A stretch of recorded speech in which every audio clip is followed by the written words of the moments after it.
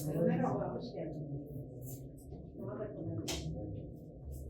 Şimdi tekrar yazıyorum. Aynen.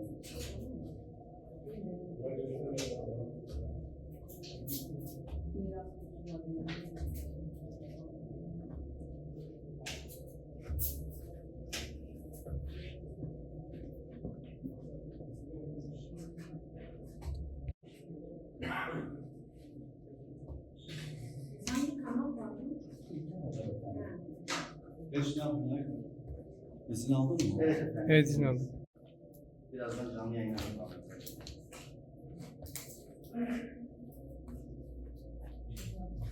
Sandık başkanına da sormanız gerekiyor. İzniniz zaten İzni var mı? Dünya tarafta daha geniş bir mahsur oldu.